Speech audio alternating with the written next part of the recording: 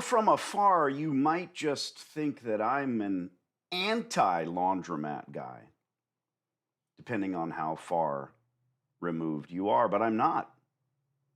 Love the business. The business has literally earned me tens of millions of dollars.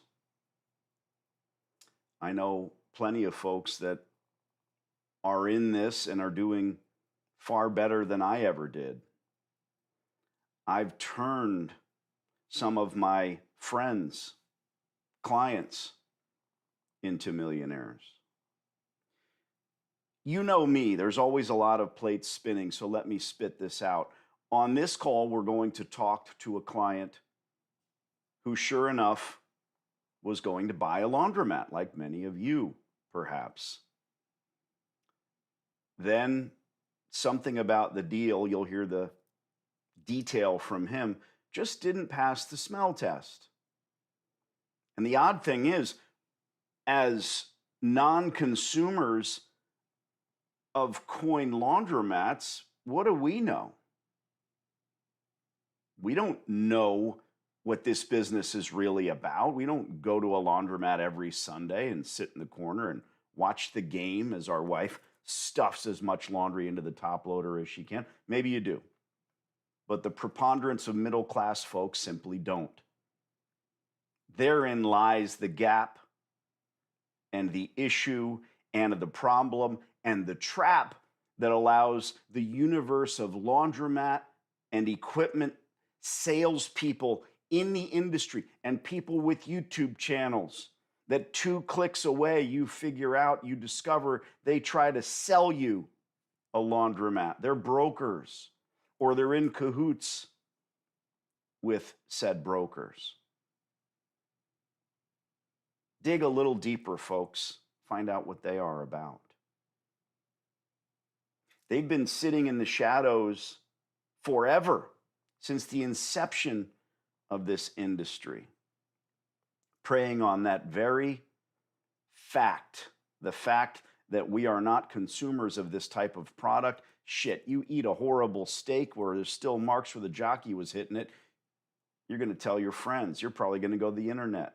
You're never going to go back to that steakhouse. Does that mean you should run a steakhouse? Maybe not. But at least you're a decent food critic. You don't know anything about laundromats. And so again and again, people go out and buy these stores, and that is the dirty word. On this very call, I'd like you to jump in. We're live, so jump into the top chat and ask questions, please. Questions about laundromats, most certainly. The big, the small, the in-between. Let us know your name if your handle on YouTube is SnickelFritz17. Hey, this is Bob.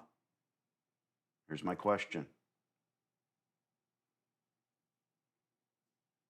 Hey, this is Bob. I have the course. I've seen it. Going out on a limb, aren't I? Geez, somebody bought the course. I don't have moderators here. They might be in there saying, it's a piece of shit turd. It doesn't really happen.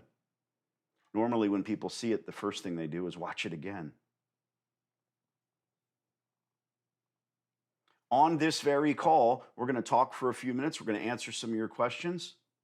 We're going to call a couple of landlords, and hopefully we'll get them on the telephone.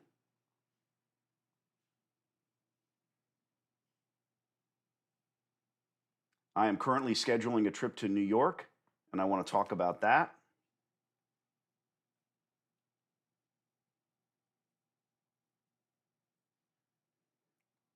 Let's talk to our friend Hender. We'll start with that. We'll jump in early. Donnie D. Love you, buddy. What's going on over there? Good. Just trying to conquer the world out here. Good. So as we're live, and as quickly as you could, just give the folks a little synopsis as it relates to Danny. Did you ever look to buy a laundromat? Yes. Ooh. Because my first memory, my first recollection was us hanging out in Florida.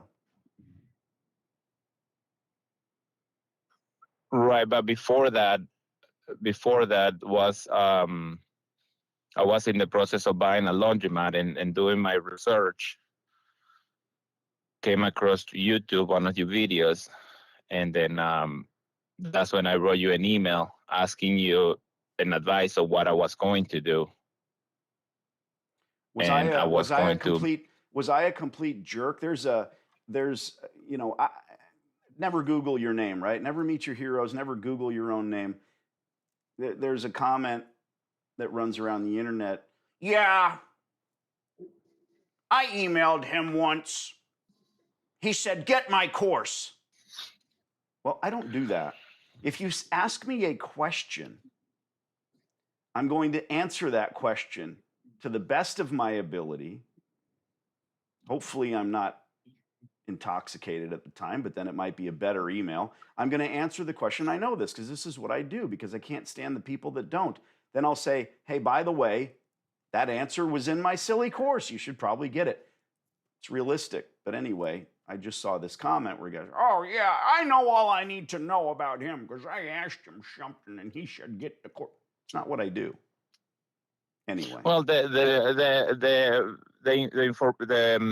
comment came to buy the your course. It came. I mean, you told me about that, but it was in the door for email. And funny enough, it's not what you say; it's how you say it. I remember when my mom called me and she goes, "Hender, come here." I knew that it was for dinner or so, or to give me something. But when she goes, "Hender," I knew it was I was in trouble. You know what I mean? So when when people said, "Oh, he told me to buy the course," yes, you did tell me to buy the course, but it was in the door email, and it was because look, before I think something along the line before you do something, you look at my course. It's only a couple $100. I'm not trying to steal a couple $100 for you. Just before you do something, I was about to invest nearly $250,000, 240 something. And you know And me, then, dude. and before you made that investment, invest a couple $100. Yeah, That's kind of yeah, how that it makes came sense about. to me. And you know me, I don't want, I never want these, especially these live videos. Nothing I do is salesy. I think this shit sells itself. Nothing. When somebody gets on here, I don't want them to think like, oh, this is all them. This is an infomercial. I love you, Hender, because you're always trying to, just like me, you're trying to grab people by the collar and say, for the love of God, do this and this. So I have a bunch to talk about, and I want to ask you a favor. But what exactly happened? So you were looking at stores, and then you found this guy on YouTube, I assume, and then what happened? Well, then I want to make sure, I want to know that you were real and it was as good as it sounds. So that's when I went to Florida and I met with you. And sure enough, we hit it good and I realized that it was real. And that's when I made the investment. And we started a coaching.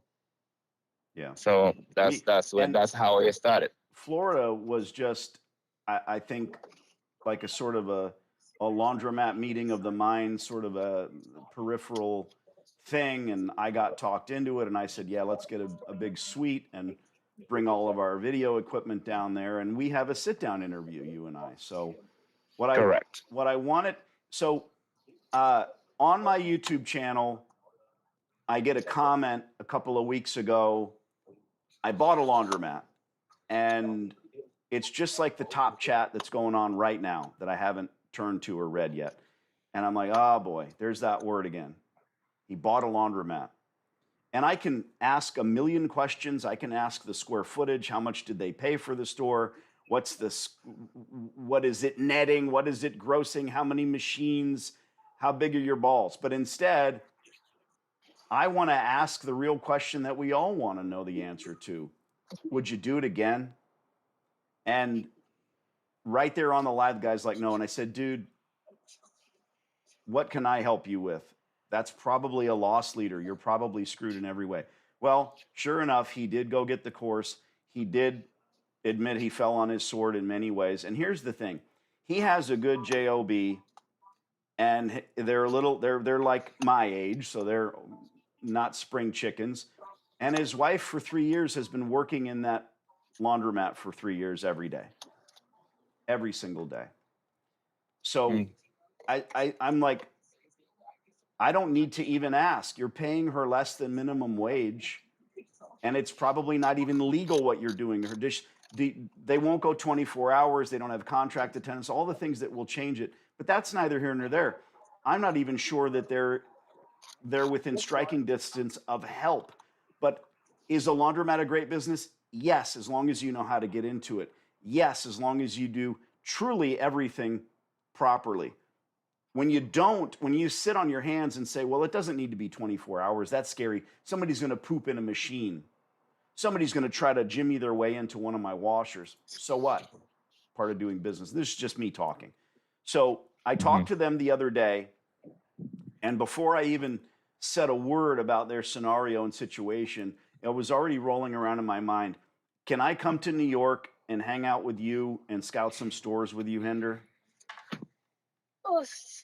Yes, of course. Thank you. Yep. The invitation is open, and as a matter of fact, you don't need invitation. Well, I didn't want to take that for granted. I didn't plan on asking you in person, but all this sort of fell into place today because when I was talking to this couple, they were both on the phone and they're Latin people and we're all very fiery. And I thought, you know what?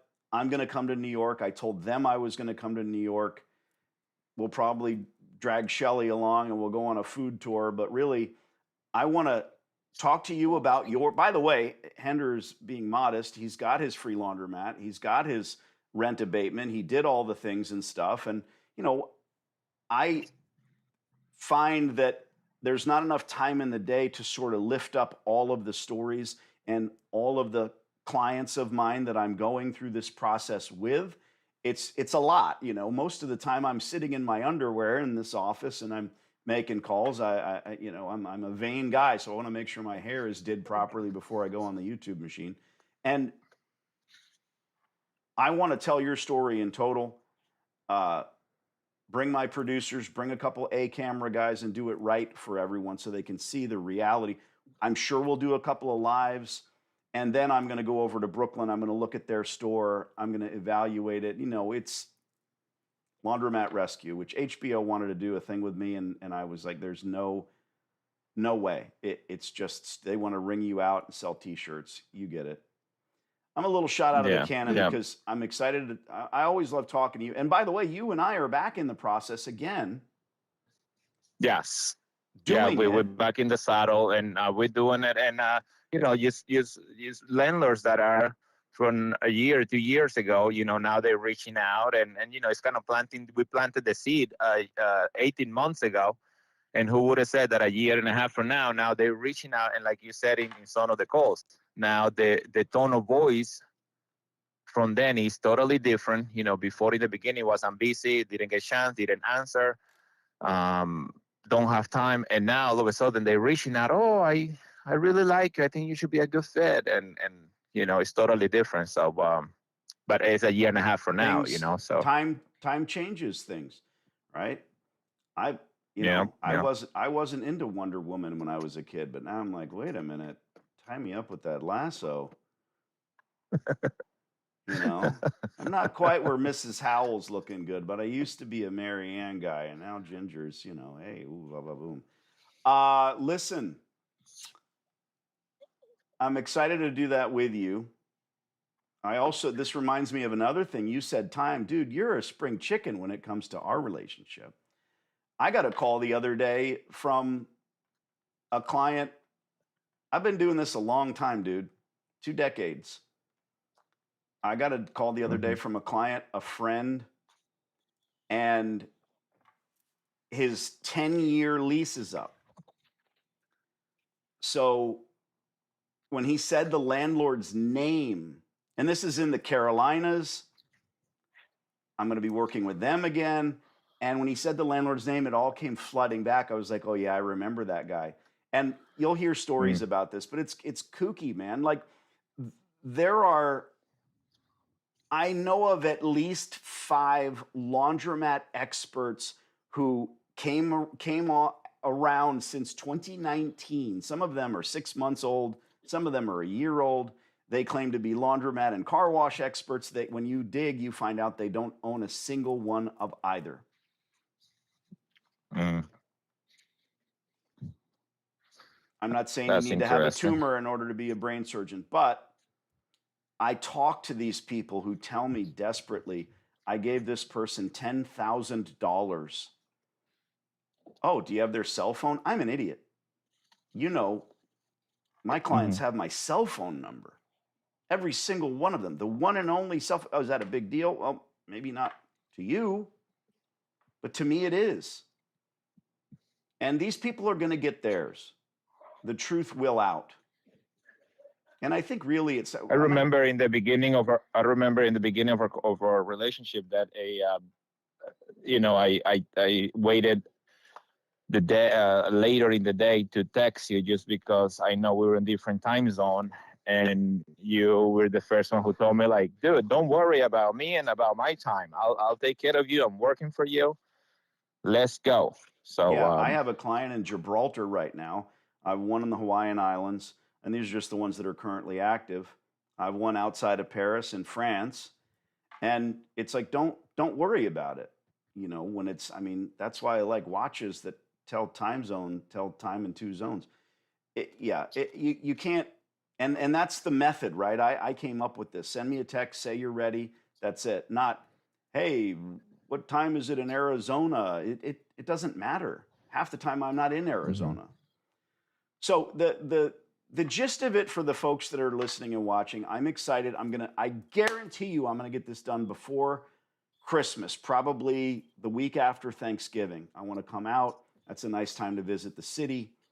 We're going to run around with you. You and I are going to scout some stores, and you're not going to reach into your pocket when it comes to the meals, but I want you to tell me where the good food is. sounds like a plan, brother. Let's make it happen. Let's not talk about it, and let's be about it. Oh, that's cute. Go through some of the folks' questions with me real quick, if you don't mind, and then Yep. we're going to get we're going to jump on the phone. Yeah, I think. Oh, so I didn't finish the comment. This client, I mean, dude, his 10-year lease is up, and the drama. He sends me this text. He's like, "Hey, man, I really, we need to talk." I'm like, "Oh shit, what did I do now?" And we talk. There's no bill. I'm not an attorney. I'm not saying, "Oh yeah, let's take 10 minutes, go through my secretary. We'll talk." We've talked on and off over that decade whenever anything happens with him and his wife. This landlord is trying to take the store away from him. The landlord wants to run the store. And the crazy thing is, this guy's was an old man when we negotiated the lease a decade ago. Now he's 10 years older, and now he's off the rails. Now he does have a 5-year option that's starting, but he's smart enough to say, well, let's get involved now. So I'm starting to think, hey, there's a whole nother chapter to this story for folks, but I already knew, and you have to think ahead. Most of the people I deal with, I mean, they might be in their 20s or 30s and they want a laundromat and they say, I'm not worried about it. You better goddamn well worry, because in a decade, you're running a very successful business. What happens? They can't just take the business from you, but they can make you vacate and you can take the equipment. And he needs a retool. So he hired me again, and we're going to make a phone call. And I told him in no uncertain terms, it might go horribly wrong. If he's made up his mind that he wants that business, we have to convince him otherwise. And I can only do that through words. Well, what you're going to have is a bunch of leaky pipes. If we leave, if we vacate, the equipment will be gone. The change machine is ours. All the F&E is ours. The TV will be gone. The cables are yours. Gas, water, electric remains, because he didn't have to pay for any of it either, my client. I don't know, it's just exciting to me. It's happened before, yes, but it's always been dealing with pretty much willing landlords. And they say, oh, the lease has to go up, because we're used to renting apartments where the rent goes up. That's not the way it works. with a commercial lease. It resets. Is it harder to do a reset when it's actually your lease? It is. So anyway, to tease it, we're going to go over to Colorado as well today and hear yet another story, the not so naked city because it's cold there, and another client who just brought me on board who almost pulled the trigger on a $400,000 deal. And you can explain it, Hender. Why do I constantly say don't buy a laundromat? I mean, is it even a good business if I say don't buy one?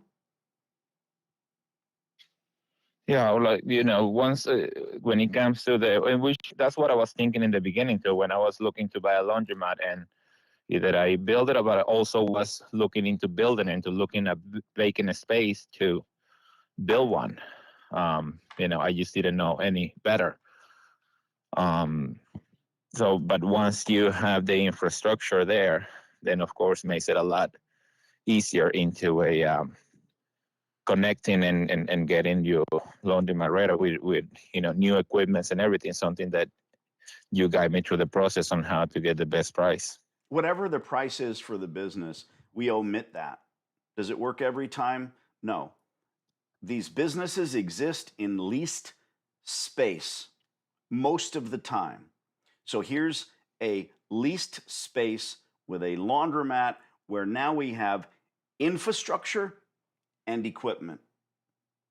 And when people buy these businesses, they immediately, head in hands, realize I'm fucked. This place isn't making the money they told me it was. Or even if they told you the truth, this couple in Brooklyn didn't spend much at all. That's the problem. Oh, it's only X. It's only 2X. It's only 10X. That's cheap. And then they want 300 grand and you offer 200 and they accept it. You know that deal. Of course they do. The guy we talked to today, you'll hear, it was seller finance. Good God.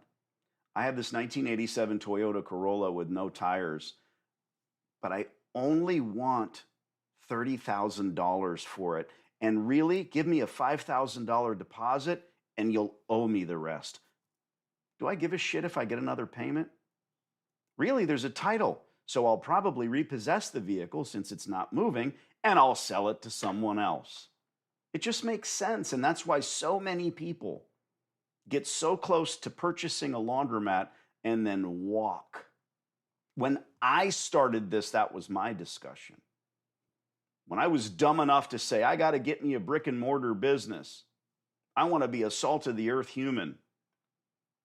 I ran into it. I jumped in with both feet. But then again, Hender.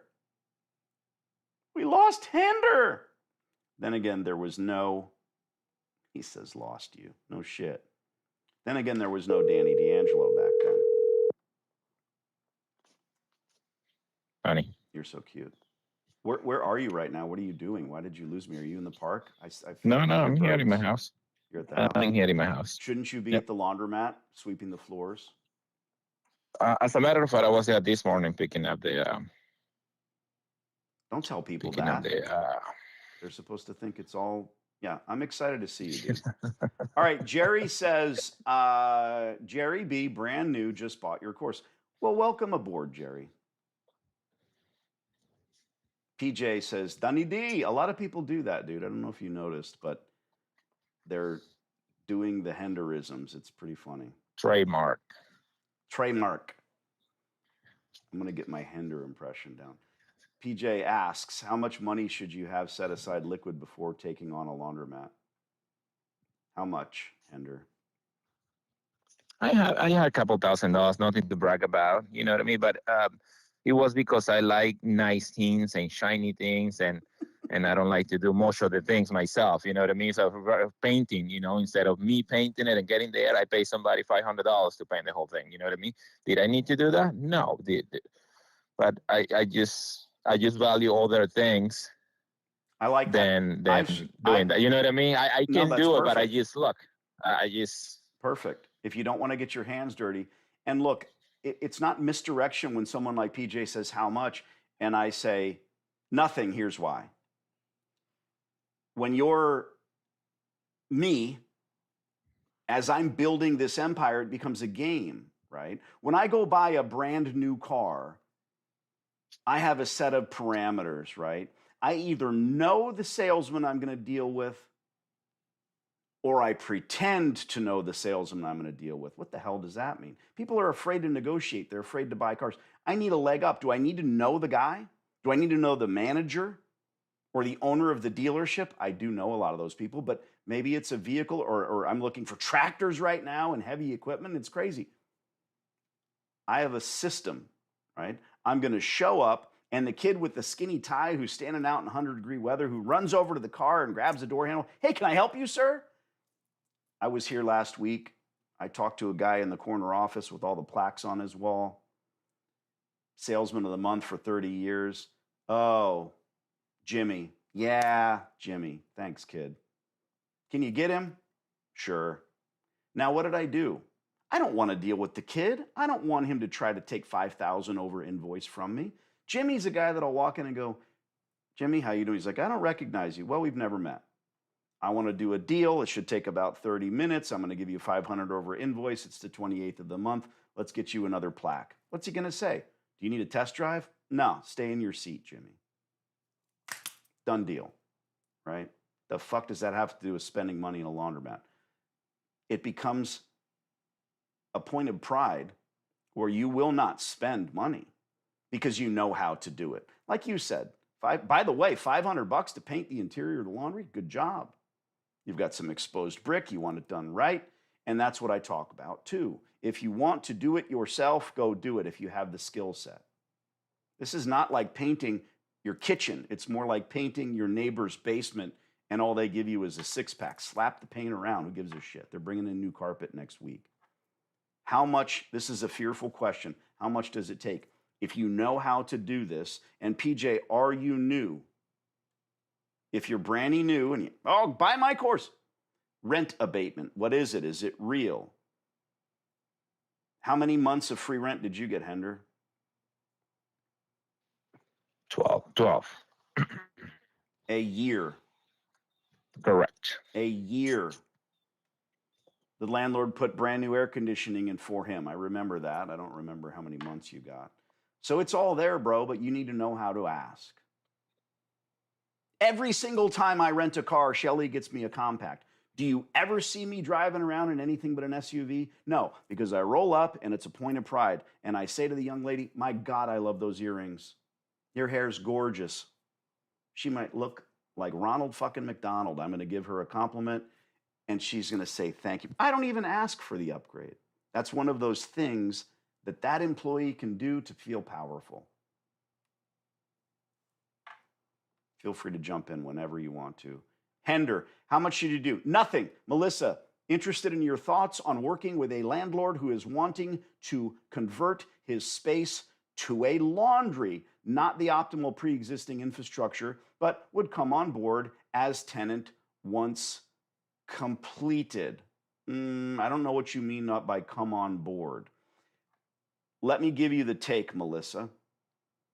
Someone is going to spend the money on that infrastructure, environmental impact fees, and all of the things and dollars and cents and labor and blood and sweat and tears that it takes to build that laundromat before anyone buys one washer, one dryer, or one folding table.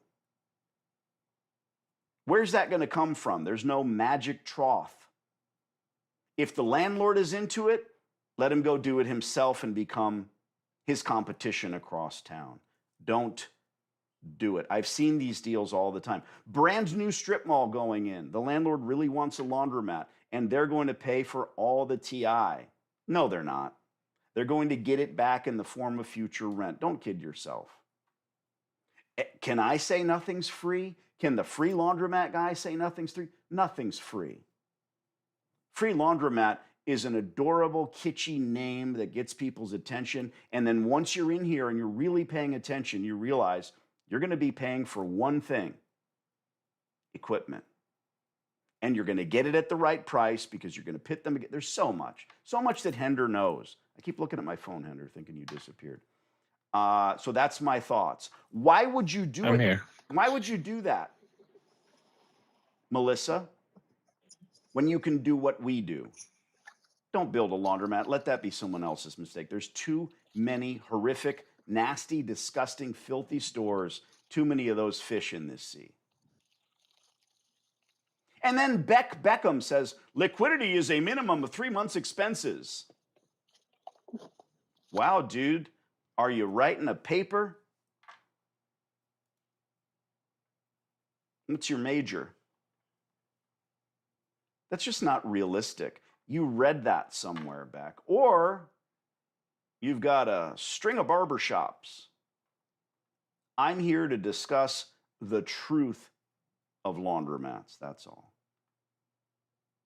Don't know who this is. Maybe Kinoman. With the store open 24 hours, how do you prevent someone from adding a credit card skimmer to a machine after hours and no customers at that time? Well, shit howdy, buddy, because you don't have a credit card machine. Jesus. I love how these monsters under the bed exist. I have a giant smile on my face. Can you tell, Hender? Giant smile. If it happens at gas pumps and convenience stores, why can't it happen to washing machine? It's cash business, bud. Hey, buddy, just hunkering down with the hurricane. Holy shit, Robert. Thinking about you, dude. And praying for you. I can't imagine. I can't imagine because I've never lived somewhere. I was in the earthquake in LA in '89. I was there. I had a big smile. I was like, this is amazing. I was watching the ground undulate. It was freaky. You're like checking your eyes. Freaky. But I didn't live there. I just left. Jerry here, hunkered down in the Florida Keys watching you live. Dude, hope you're well, man. That's crazy.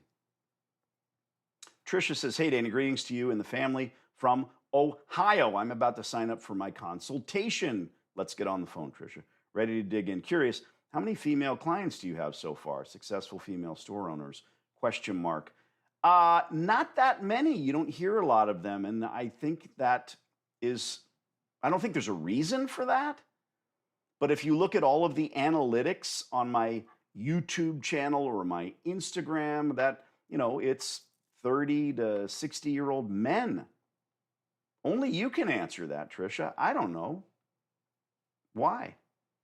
Oh, there's Aronde with a big thumbs up. He may or may not be a 10-year client. Hint, hint. Nudge, nudge. Wink, wink. Let's burn through these. You need to interrupt, Hender. Hey, how's it going? Oh, great. Hi, Robert. I appreciate the comment. It's going great, buddy. He's going to be under before he even starts, says Luxury Auto Aesthetics. I'm not sure who we're talking about. I lose my place. This has been a while. Damn, says the same guy, DAM. I got 6 months and new air conditioning, says Robert. I agree. Robert, it sounds like that you have done the thing. How's it going, folks? Mr. Medina, love the no bullshit attitude. I'm new here. What are your thoughts on franchises? I have a video about it. Doesn't work. Doesn't work in laundromats. Shouldn't work anywhere. Can you make a better hamburger than McDonald's? Well, I'm sad because I'll be sitting in a place that I love eating. Maybe it's pizza or even a burger joint or great tacos. And across the street, there's a Taco Bell, and there's a line around the fucking corner at the drive-thru. And in this place, nobody but me in there eating. It's disgusting. But hey, works for McDonald's. Doesn't work for a cash business like laundries. It's been tried. It's being done right now. I even have a video where I converse with an operator, and he says, I shouldn't have done this. It's not a difficult business. There's not a lot. What's the best thing about McDonald's?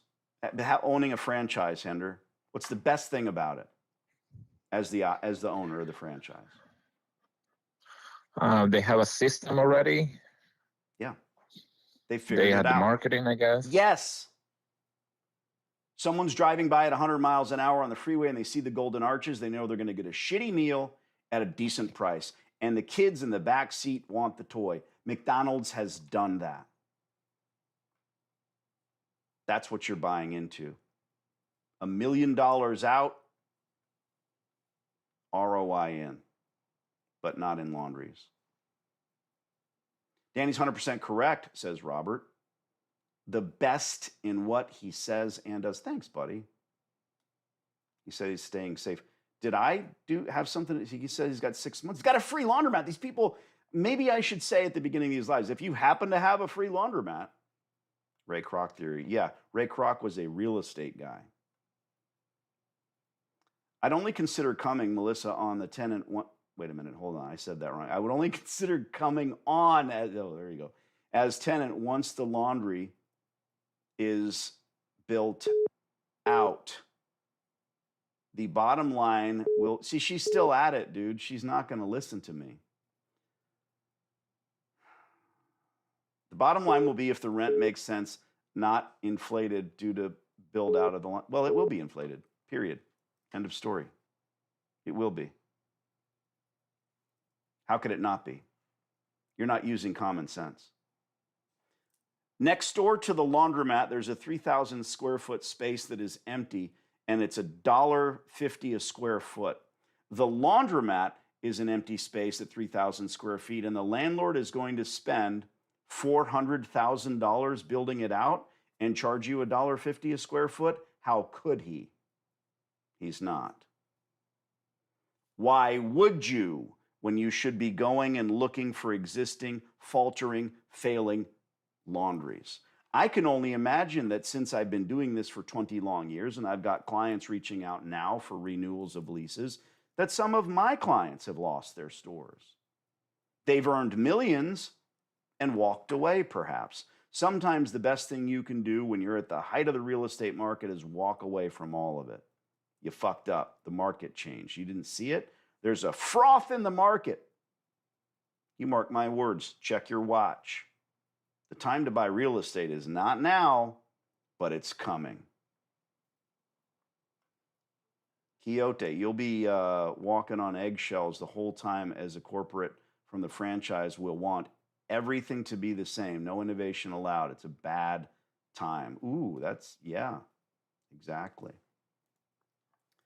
Robert says residual income is best. Hender, I'm cutting you loose, man. You haven't had enough cocaine today. What? Who said that? All right, brother. But if I can say, I was in the beginning, very skeptical about the whole thing. That's what I meet you and did the whole thing in person. I know you don't get to do that with many of your clients, but that yeah, it's rare. That is something that I did. Yeah, right. But we did it, and look at that. Now we are on to our second thing.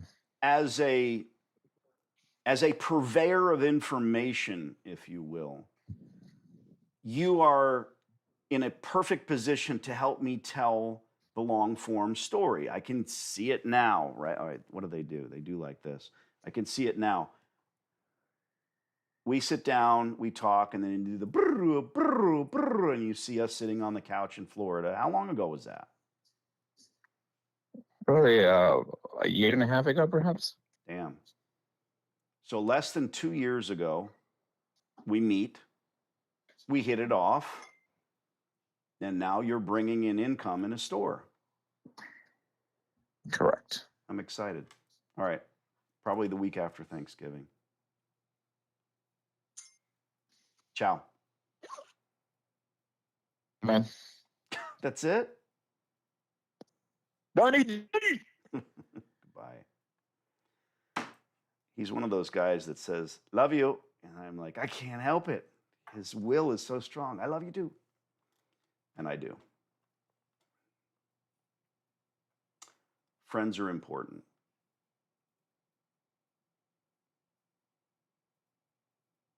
I think my ego is part of what keeps me in check, to get personal for a moment. I don't want anyone ever out there talking true shit about me. Oh, I got this guy's course. I did this. I did that. It was all horse shit. Do you have money to throw away? Don't. And I don't need to be, look, I'm the anti buy a laundromat guy, but that doesn't really sing on a business card, right? Free laundromat does. And there are so many of us doing it. I need to start that every time. Hey, if I helped you get a free laundromat, geez, let us know in the chat. Let's get to the meat of this. Let's get to what we're talking about. Shall we? I think we shall.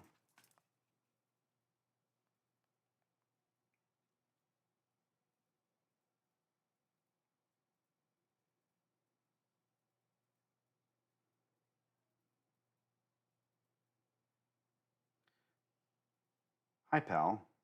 It's Rob. I'm watching your live on YouTube. Can't make this shit up.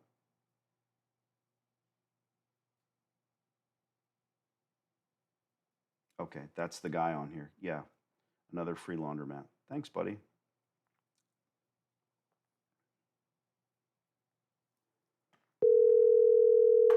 Subscribe. Now's when you do it. Hello? Andres. Dani. ¿Cómo All right. estás? Nada. You started to go into this lengthy diatribe, and now, as you well know, we're on the YouTubeinator, and I hear these stories on the daily, and I sit there just beaming. And people ask me, why do you do this, Danny? I do it because I'm fueled for the hatred of the charlatans and scumbags and fucking assholes that are out there taking money from people. Oh, this is a great deal. You're going to get 8 turns per day. You're going to make XXX. But there is no con without a mark, and there's no mark without greed. People believe this. Middle-class folks who have money. So I cut you short, and I stopped you before you told me the story. So screwed that up. Pre-Danny, why did you want to get a laundromat? How did that pop into your head? Well, there's been a shift in my mindset, we'll say. I started some businesses when I was younger. Didn't really know what the hell I was doing. It was more of a hobby and never took it seriously. Was with a big retailer for almost 16 years. Knew how to run stores, do retail, and all that good jazz. So I knew that I had the skill set to manage one. And my mindset shifted when I decided, you know what, I'm going to acquire businesses that are currently cash flowing versus starting something from the ground up, building something new. I'll tell you right now, you're a lot more exciting than this normally. Forget about like 20 fucking people on YouTube, dude. Do some jumping jacks. Come on, tell me a story. Yeah. Get excited. Well, yeah, I mean, that's people what it's get about. weird when they're like, "Oh, I'm on YouTube." You were working for a major retailer, and you're one of the smart people that said, well, rather than just do this, rather than sit here and just do this job, learn from the job, pull the skills that they're teaching you by the hour, and do it for yourself, if I'm right. Correct. And that's that's what started me on this journey, and just really researching as much as I could to understand what types of businesses I wanted to get into. And one of them was laundromats. There's 3 that are on my radar. Laundromats and car washes are the top 2. And I had already been scouting, but I really didn't know what to look for. And the more I searched for content or a resource to help me, that's when I started to find videos that you were talking about, these specific things to look for, and I started to add that to my list of things during my scouting process. But I was also on the bizbuysell.com, right, and going on and looking for the locations that were already for sale and trying to negotiate some kind of seller financing deal, so I wouldn't have to come to the table with anything or not much. And that's when actually a distributor got me in contact with a previous client of his who was looking to get dissolve their partnership. And these three guys have a laundromat down in Springs, and the math just didn't math, man. The more and more I signed an NDA, got all their financials, which, by the way, was the only laundromat that actually provided me P&Ls. Every other laundromat has stated that it's a cash-based business. We have no financials for you. There's nothing for you to review. Bullshit. So where are your books? I'm Let just me going see to the take books. Right? We don't know I'm going that. to take it on good faith.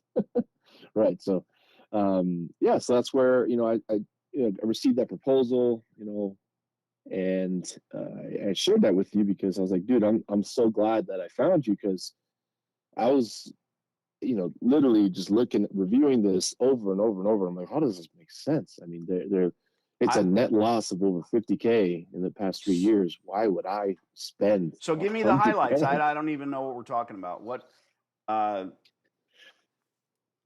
can ask the questions, or you can just prattle through the highlights. How big was the store, square footage wise? So I want to say it's 1,600 square feet. Oh God, tiny little store. And yeah, how much time remained on their lease? They were, I want to say it was 10 years, because they had just done their first 5, and they had a 15-year lease on it. Okay. And age of equipment? They retooled the store when they first started. Okay. They retooled the store 5 years ago. And what was the sale price? I don't know. That I don't know. No. No. The sale price for the laundromat. Oh, sorry. 394. I apologize. I think that's how much they purchased it for. Okay. 394. Yeah.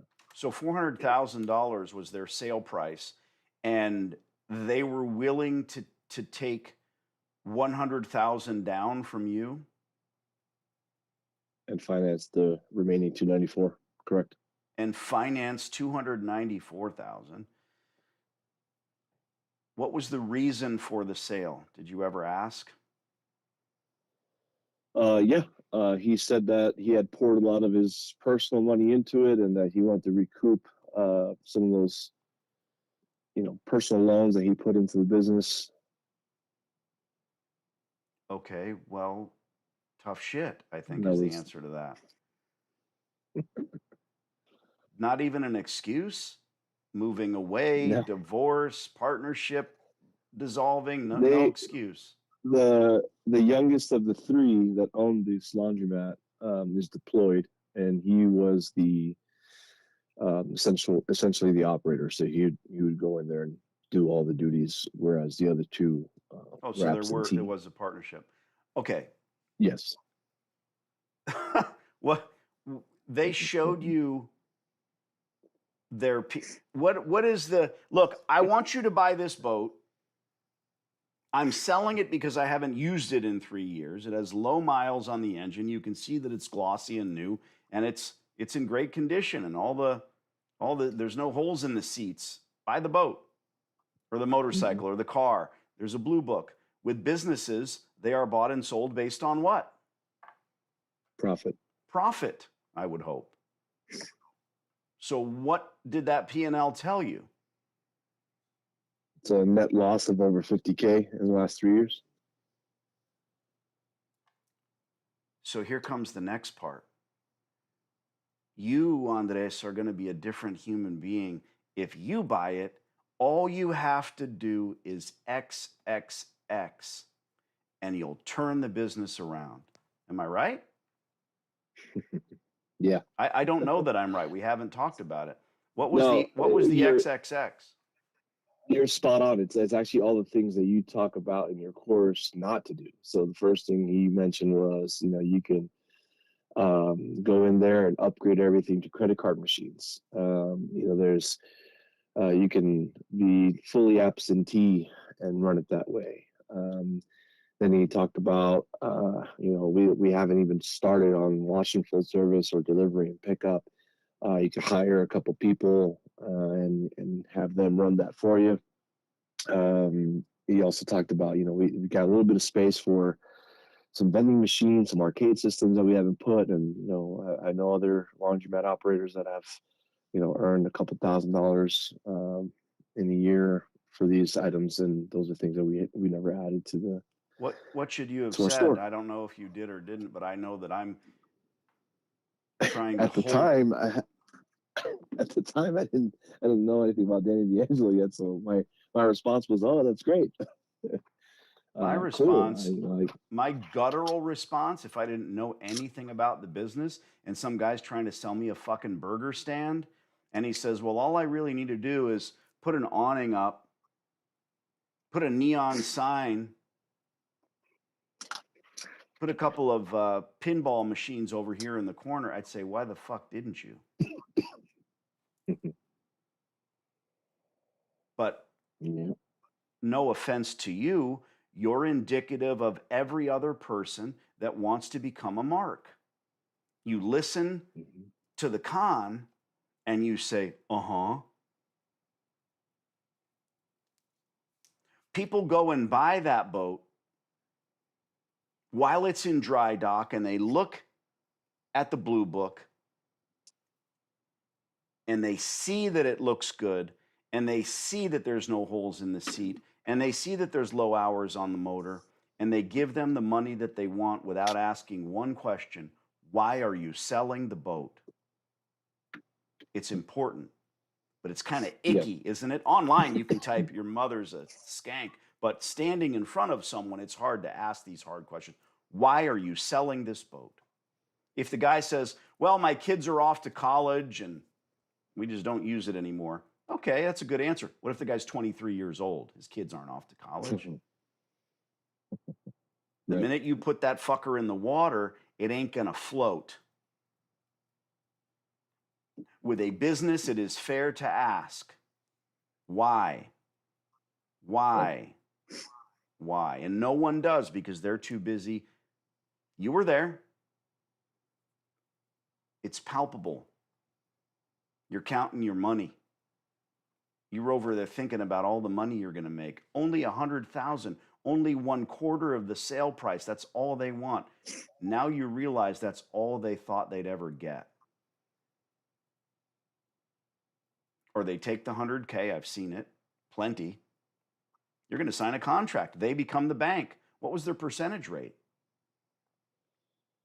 2% above prime. That's great.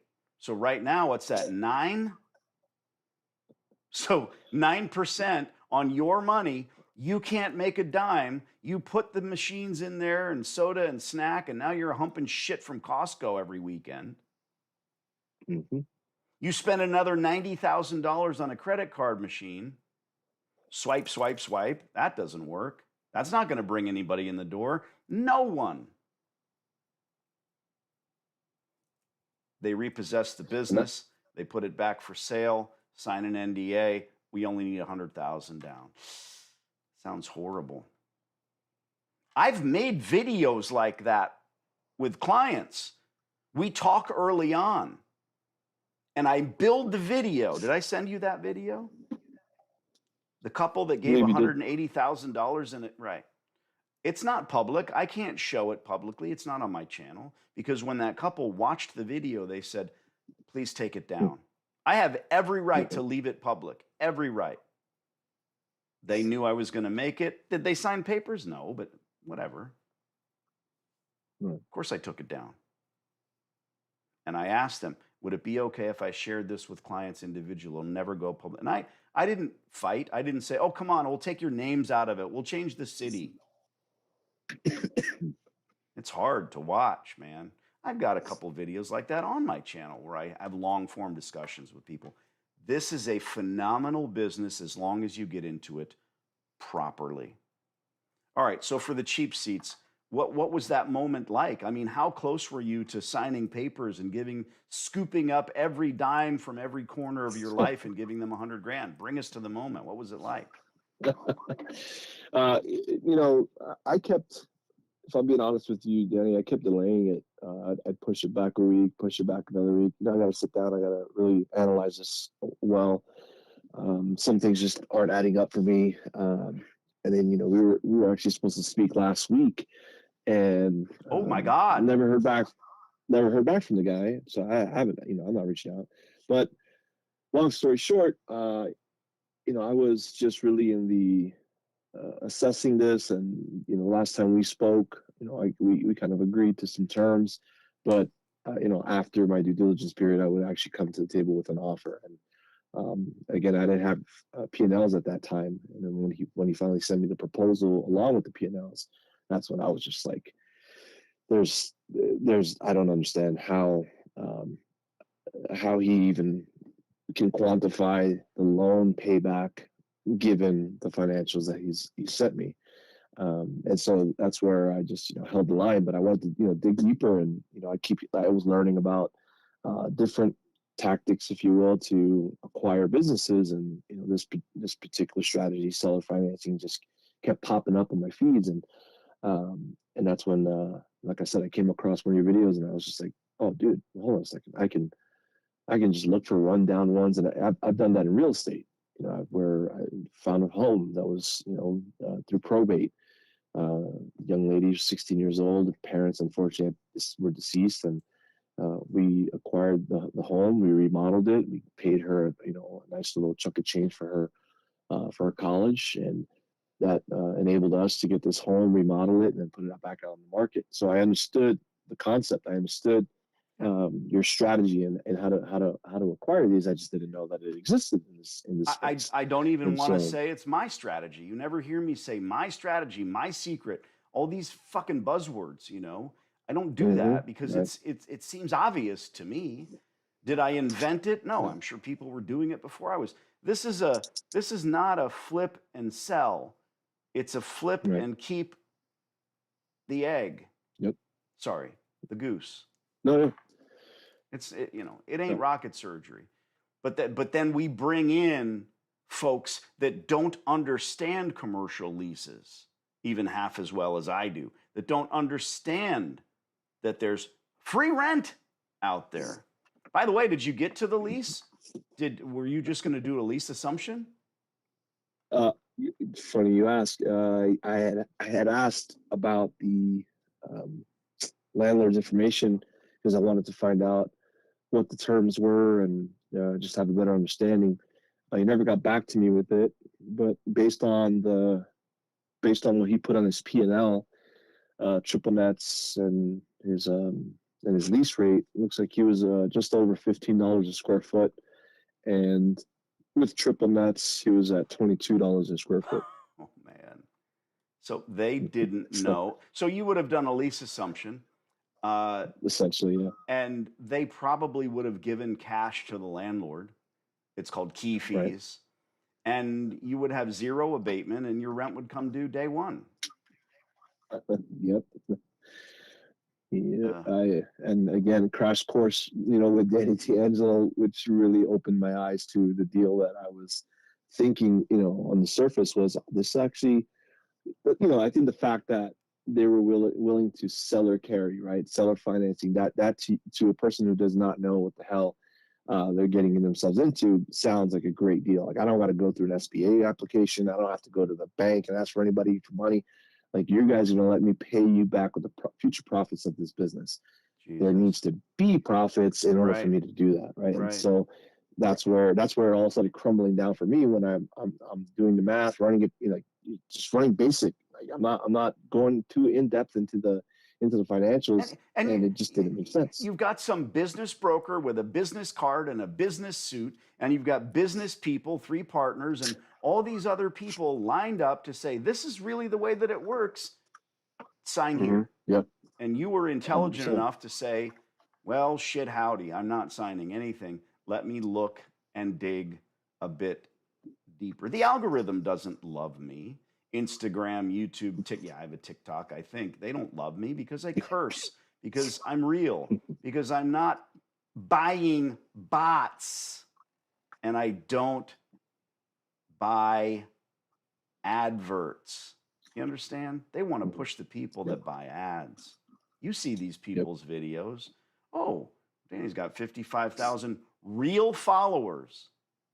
And these others, they post a video one day, there's 74 views in a week. Then they post a video that talks about their next extravaganza, 8,000 views in a week. How'd that happen? Do you know how to even look at that? I really don't. I don't have to realize it's horseshit. And so the algorithm pushes it. And when you're looking for information on laundromats, you're going to see those videos. Virility is a different thing. I don't care. I'd rather have 100 people on this video that are serious about doing this. And you know that. You know well enough to know that. Dude, my job here is done. Mic drop. If you never own a laundromat, I've saved you from that already. And I don't want to sound like I'm tooting my own horn. Okay, so Toot away. you got a silly course, you watched it, and look, I'm 20 years, some odd years younger in that thing. But the reason being, I don't need to change that stuff. The stuff is all still true. All of it. I laugh when people say, oh, this information's old. No, I've been fanning in new information. The cogs in the wheel are there when new information needs to come in, but rarely does anything need to be removed because it still works, all of it, and it is working daily. Okay, we know not to say full addresses or zip codes or anything silly, but you have found yourself a laundromat, and oh God, you found this store in Colorado, and you spoke with Rachel. How'd you find her number?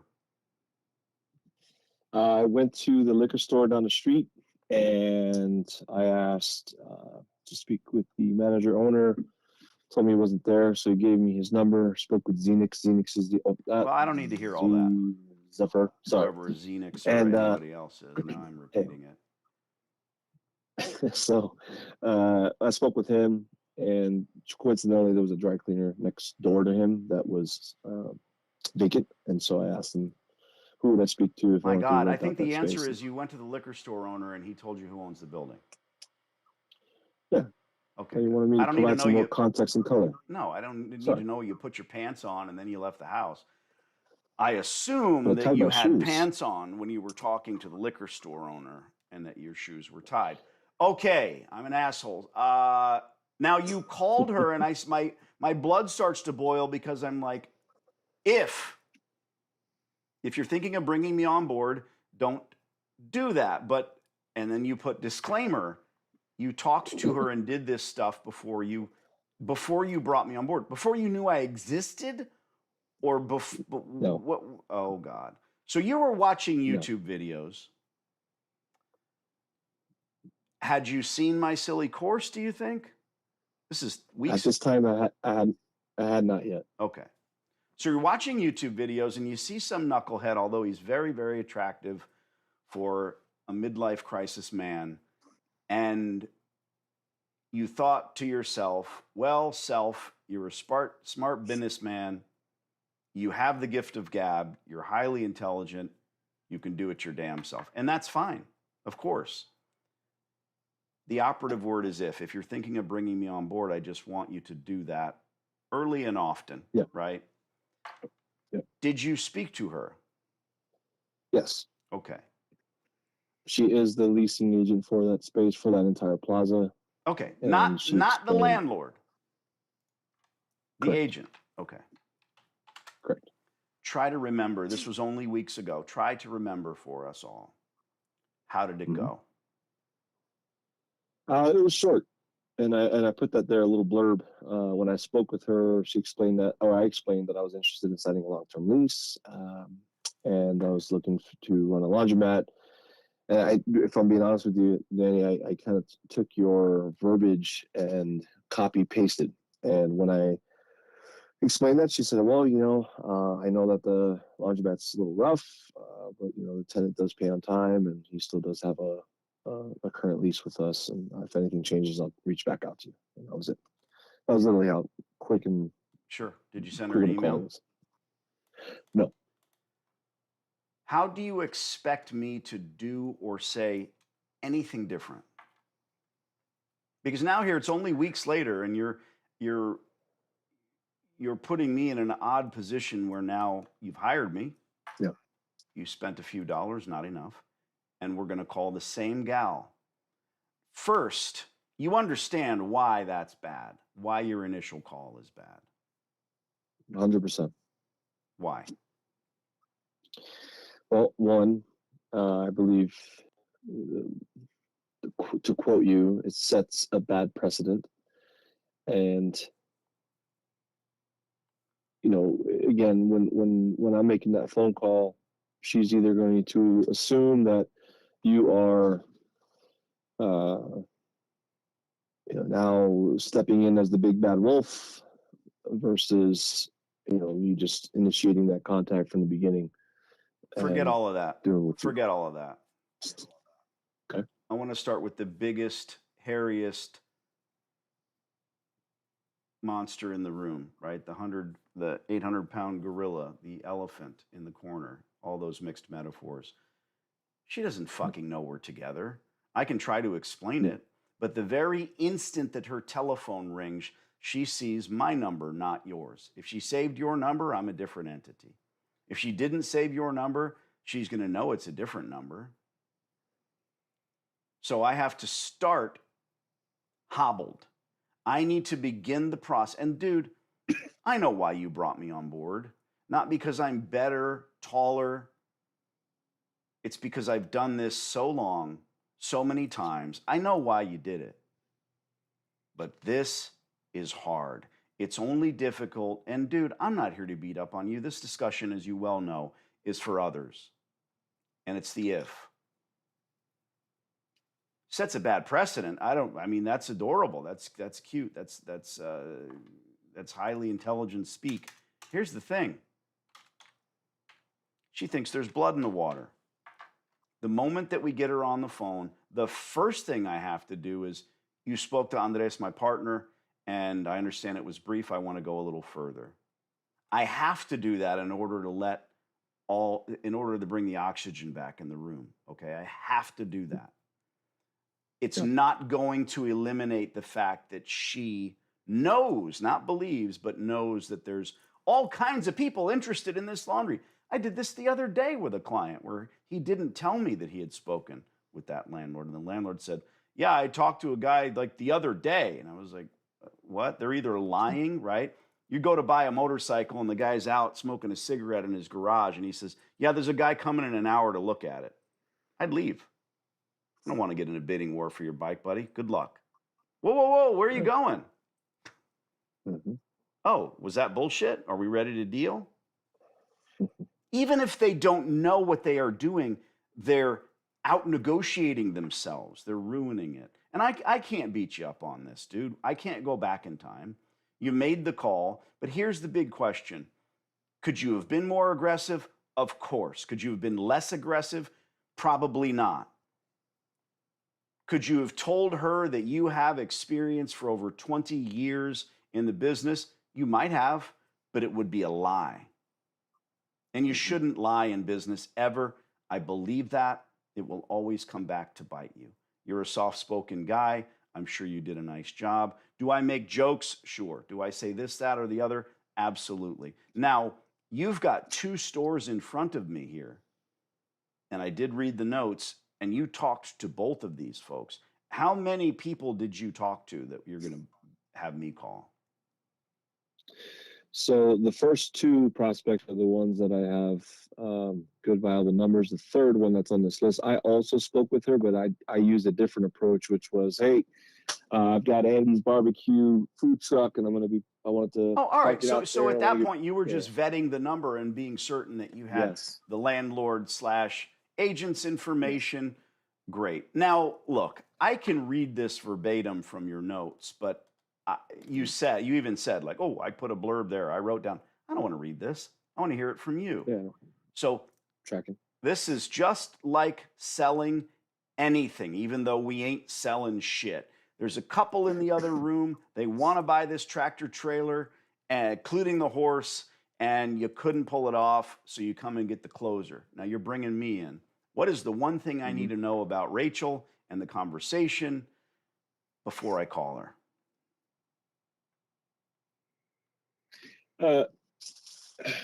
It's going to be a guttural response. You're just going to blurt it out. It's not about YouTube or anybody else. This is about getting you the best possible deal. Yeah, I mean, there's nothing really memorable other than, yes, she does handle that space. She, and even the leasing office, when I spoke with them, they had said, I need to pass you over to Rachel because she handles all of our commercial leases. Okay. So good news. From what I understand, she's the right person. Yeah. Good news. She doesn't give a shit. She works in an office. It's not her building. Yeah. There's not going to be much passion involved in this, right? At the end of the day, liquor store, laundromat, parking lot, old equipment. She already told you no. She said, we have a good lease. Where did you leave it? I don't see an email, so you didn't email her? No, I did not email her. When I have, and again, this is pre-course, when I have a very good conversation or even a kind of a shitty one with a landlord, I always say, let me get your info. I can't assume they're going to save my cell phone number, which I never block. Right. It's my real number. I can't assume that they're going to save the information. So make sure you get the email, which you didn't do. That's good, because when she gets an email from us, it will be from me. Right. All right, buddy. Without further to do, whenever I get an information, I just want to say this. I'm seeing more and more as my, let's say, following gets bigger. I'm seeing more of this question. I don't know if you ever asked it, Andres. Do you have any other clients in my state? I never asked it. It's the monster under the bed. And what I respond with is, none of your fucking business. But by the way, have you scouted laundromats? Because when you go out and look in Brooklyn, New York, or Los Angeles, or Central Colorado, or anywhere in the world, you will see tons. I'm afraid that I haven't turned around every single laundromat, and there's not a big 8x10 photo of my face on the wall that says, thanks, Danny. It doesn't exist. There are shitbag, disgusting laundromats everywhere. So please, before you email me, do you have any clients here? And I haven't created a canned email to return that. I always write people back and I say, you haven't looked at laundromats, have you? Because if that fear were well-founded, you'd go out and see that they're all painted white and the payphones have been removed. All right, let's call this broad up. Sir. A sexist would say.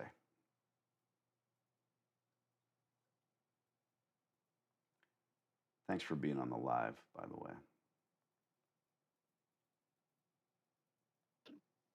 Yeah, man.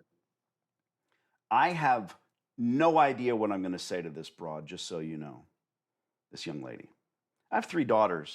Now's where you subscribe, you louts. Right now. I'm giving.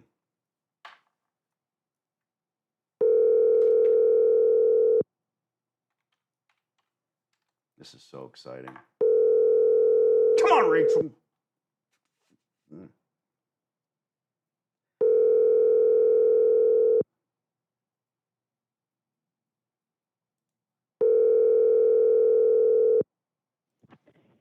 Hello.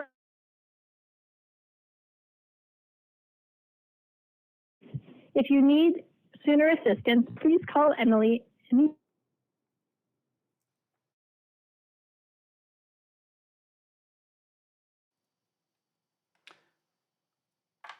She said,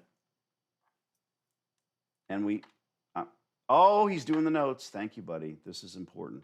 Note taking is very, very, as long as we're teaching and educating and clients are coming on board, note taking is very important. If you're an over the road truck driver and you've hired me and you're at a truck stop somewhere and have no internet, I understand. Write it in a piece of paper. If I'm in my office and you're a cop and you only have a 10-minute break when you're off duty and you're able to grab your phone out of your lockbox and talk, I get it. I'll take the notes. If you're a schlub like Andres, I expect you to take the notes. Here's the important thing. Called Rachel? No. Went to voicemail? No. That's not what happened, dude. And that's not in quotes. I'm going to beat you up now. Hi. She said her last name. Did you get it? Don't say it out loud. Did you get it? I didn't hear it.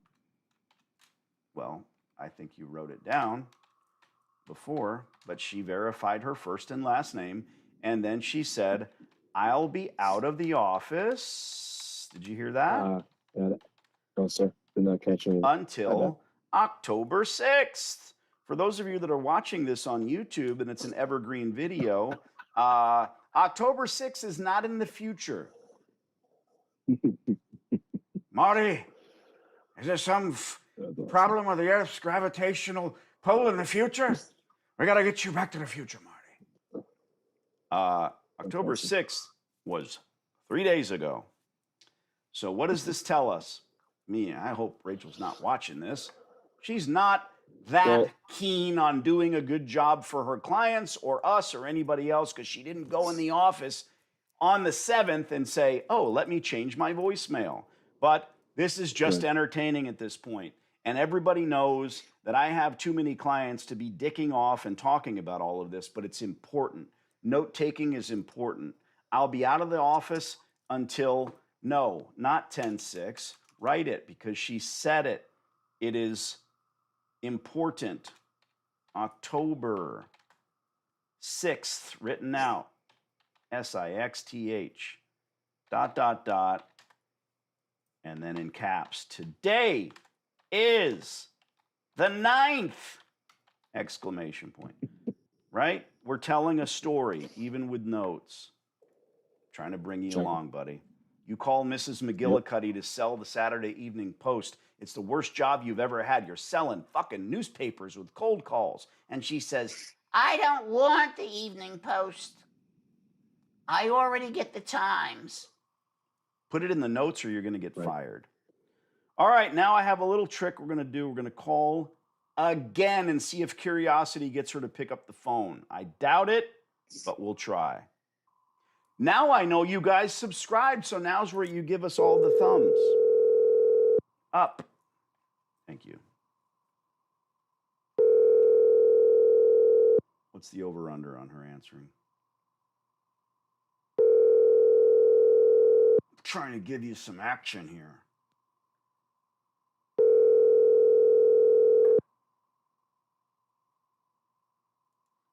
Keep asking questions, kids. Hello, you have reached Rachel Rubin.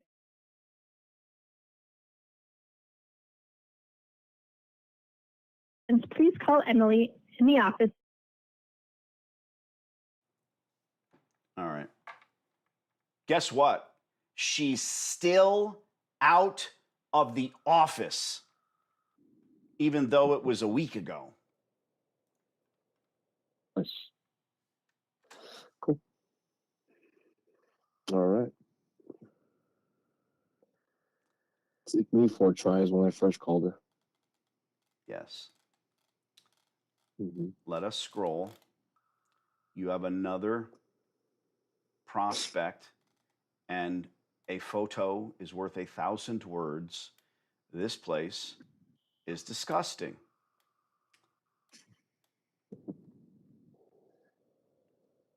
You spoke to Jim. Yes. And we've been through that. If anyone is new to this video, if you're wondering why I'm not chastising Andres, is because I already did. And I can't really say that. There are people all over the planet that are pretending to be me that are calling landlords, I assume, and I can't say anything to that. Now, when they bring me in later, there's going to be a little tongue lashing, and I'm going to say, come on, man. But I'm not upset. I'm not. I can't be. Same goes. When you spoke to him, he said, oh, I love this. You said that you were interested in the laundromat, and he said, I already have one. Yep. What's the mentality? Jim was thinking about empty space that he wants to lease, and you call up and you say, I'm interested in leasing space, and he's still thinking about the empty space, and then he says, what kind of business are you in? And you say, I sell Braille dartboards, sir. And he says, hell, that sounds dangerous. We got the perfect space for you. That'll be first and last in a $10,000 deposit. No, you said, laundromats. And he said, you already got one. As though you've never been there or didn't know that, as though you were looking in the newspaper, right? Assumptions. That's what I hate. It just hit me like a freight train. I can't stand assumptions.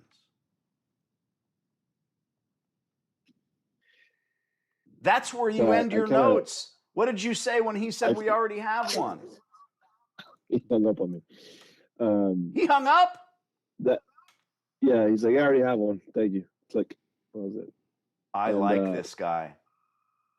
For what it's worth, when I called him, I was originally going to... It's worthless. Whatever you're about to say is worthless. Go ahead. When I called him, I was going to use the same approach where, hey, I'm looking to lease space, just to verify that he's a landlord, to vet it. But when I looked around the plaza, I realized, oh shoot, there's no vacancies here, and so I kind of froze up, and that's when I just said, laundromat. And thank you for admitting that. It means a lot that you are able to admit that. Hey, man, when we just called Rachel, was your heart pounding? Tell the truth. No, because I in my people do that, but when people do that, now, admittedly, there was no conversation, but people's heart will pound through their chest, and we get back on, and I'll have a good conversation. I'll hang up, and I'll say, "Hey, how's it going on today? So what do you think about that call?" And they're like, "I can't even talk. I'm having a heart attack." It's like, all right, I get it. Yeah. You want to be an assassin? You're screwing the suppressor on, and you're deciding to go take a life. You better be chill, or you're going to get hurt. This ain't that. Not even close. This is just business. Well, I think it's because I have an assassin at my corner. Oh, look at you. All right. Never convicted. Let's call Jim. Knowing the way that he treated you and the fact that he was that standoffish, trying to throw you a bone here, it helps me to understand that I have to be very succinct, very to the point. Now, I know I want short notes in reference to what you did and how you found the information. So I will also have to explain that I'm with you. We don't think he runs the laundromat, right? He's the landlord solely. Absolutely. Okay. I've confirmed that with Miguel, who's the barbershop owner. And when I walked in, the operator / attendant was either playing Sudoku or doing some bookkeeping. Couldn't really tell. Playing snooker? Sudoku. Spell it. Sudoku. It's in the title. Sudoku. Sudoku. That is in your headline. What in the hell is Sudoku? It's a game. Like a phone game? Like a number grid. And you got to fill the numbers that are missing from the grid. Can't repeat the numbers. Is this an ancient Chinese secret, or is this something I should know about? It's pretty common knowledge, I would assume, but she was just so fixated on whatever the heck was in front of her, and she was not attending Well, the customers at all. Like I had to go look. Look, for it. how much, and I am not. How much do you want to bet he doesn't answer? Now you have to bet that he will answer. He And picked up on my first ring. okay, so make a bet. Yeah. But if you lose, you owe me. Oh. And if I lose, I'll pay you. Oh shoot. I'm no Oh Welcher. jeez. I'll keep it low. $20. You don't have to. You don't have to bet at all. Hold on, we're getting a spam call. This is great. Hello. Hi, good morning. This is Michael calling with Diamond Air. How are you today? Oh, well, I just got back from the ambulance. Oh, gosh. Are you okay? Are you resting? They tell me I'll be fine, Michael. How have you been? Oh, okay. I have been wonderful. I appreciate.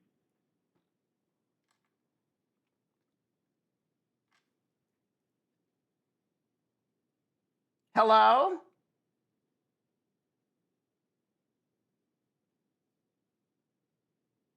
Oh man, he gave up. Mike from Diamond Air, if you're listening, call us back. I've been trying for years to get somebody really, really wound up on this channel that calls in as a spam caller, but he hung up. That's messed up. As soon as he heard it was a little old lady. I do a flawless little old lady impression, by the way. Close your eyes, you'd never know it was me. All right, without further ado, no bet. You don't need to bet $20, just this guy's going to pick up. You with me, man? Andres. Did you mute your phone? What is happening? Can, I need to type, you hear me? It's not muted.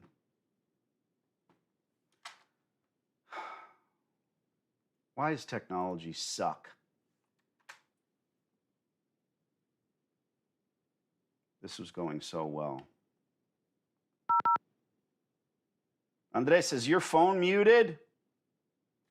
Why am I writing on the screen and he's not writing?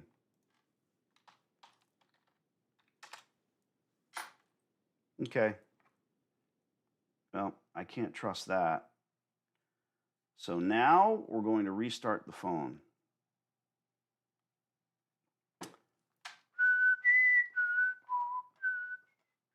All right, you guys. He says he hears me on YouTube, not on his cell. Great. Well, thank God that we have 80 people watching YouTube so we can do that. Yeah, I could call you. Well, now that you guys know the impression, I do a lot of impressions.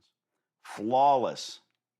I used to call into a local radio station. My buddy was one of the DJs, and he even moved to LA, and we had this thing rolling for years. He retired, and the last day he was on air, we revealed that Margaret wasn't real. It was great. And people still didn't buy it. They were like, no way. They thought that when I cracked and did my regular voice, that was the fake. It was pretty good.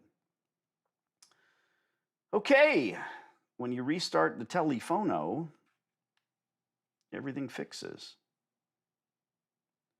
Bluetooth, it says it's on.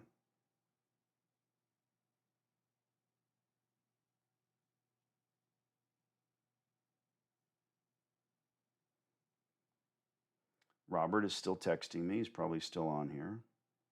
All excited.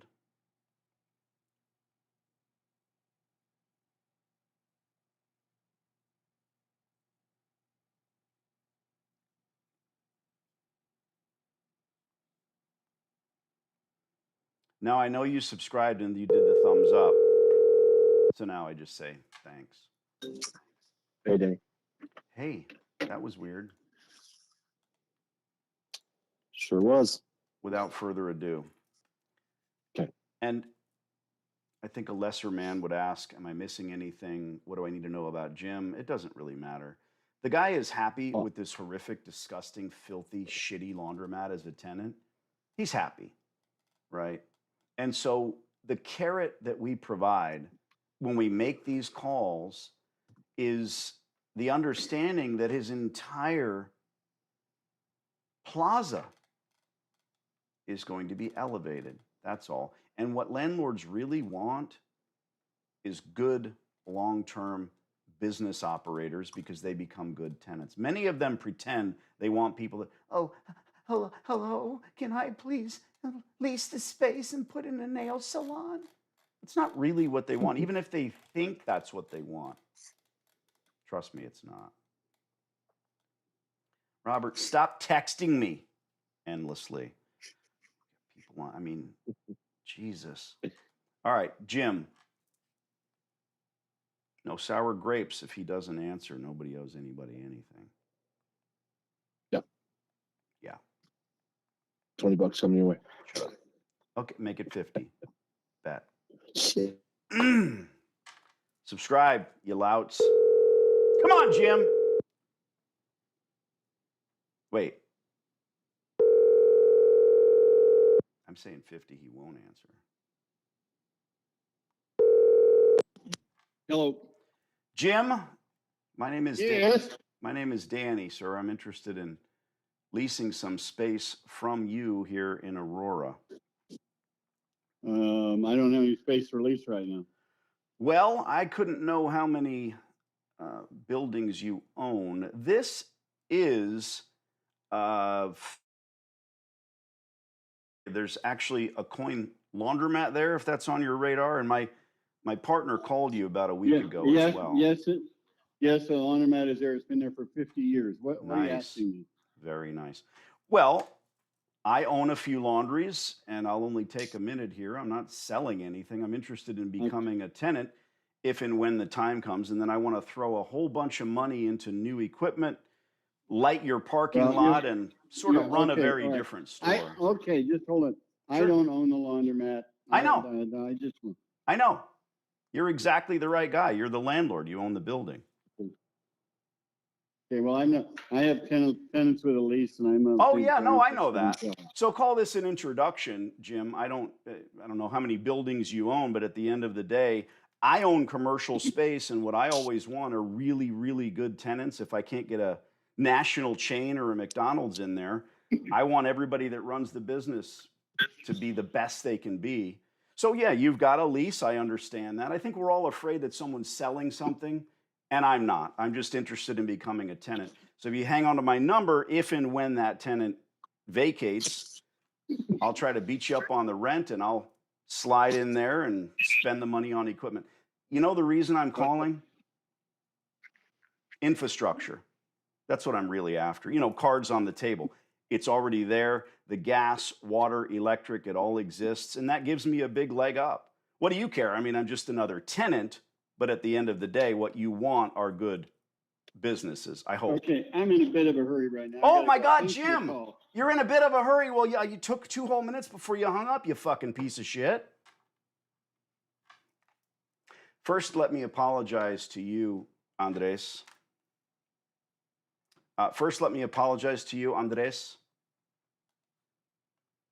You with me? Say words. Yep. Okay. Yep, I'm here. The apology comes because I didn't click over, right? So you didn't hear the call coming through your headset. You understand? I was hearing it on the live. Yeah. Oh, well, that was the thing. Normally, I am very cognizant of the client, but I know that this is going out. So let's break this call down, right? What do you think? How did I do? And I only mean compared to how you did. Oh, way better. You painted a picture. You actually got him, kind of got his guard down a little bit to actually listen to what you had to say. I went straight for the jugular, and no, you didn't. I'm sorry, but these, we're here. You didn't go straight for the jugular. Going straight for the jugular is a different thing. No offense. I'm not trying to offend you. I'm only saying this for the cheap seats, right? You understand. Straight. What you mean is you tried to tell him what you wanted, and I didn't. I tried to tell him what he needs, and if I could have said one more thing, do you know what it would have been? What was I about to say? And it's okay not to know.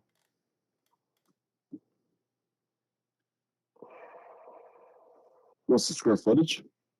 Oh, God. I don't know. Dude, I didn't get the. I was didn't on realize, the phone there was with a- him for 2 minutes, and I didn't breathe once. Hmm. Former Navy EOD. I can hold my breath for a long time. Listen, I didn't click over because there would have been a click and he might have hung up, and I didn't want to lose it. If he didn't hang up when he did, because when I started cursing him, he didn't hear any of that. If he hadn't hung up, I would have said, I'm embarrassed for you. Hmm. What we should probably do is play this call back and make a video. Who's knocking on your door? Make a video about it. And I don't know if there's any way for me to play the call back like on another YouTube. Would we get into would there be a riff in the space-time continuum if I tried to do that? Hold on a second. Can I go to YouTube? And can I look up my name, let's say, and see my live and watch it? Ooh. It's working. Yeah, no, let's like rewind a little bit. Yeah, it's working. All right, hold on. But now, Mike from Diamond Air, if you're listening, call us back. I've been trying for years to get somebody really, really wound up on this channel that calls in as a spam caller, but he hung up. In the audio? That's messed up. As soon as he heard it was a little old lady. I'm not a tech I do a person, flawless everybody. little old lady. Hold on. Oh, because it's muted.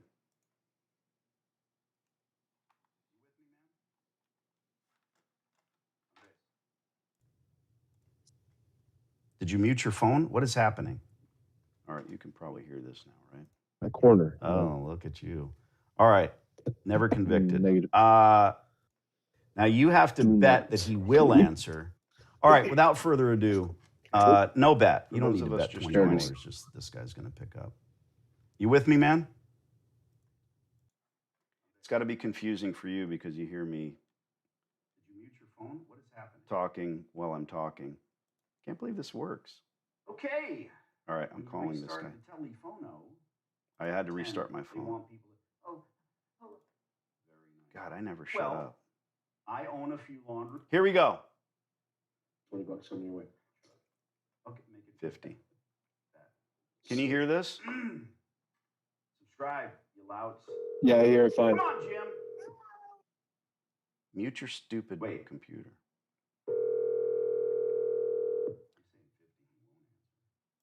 Okay.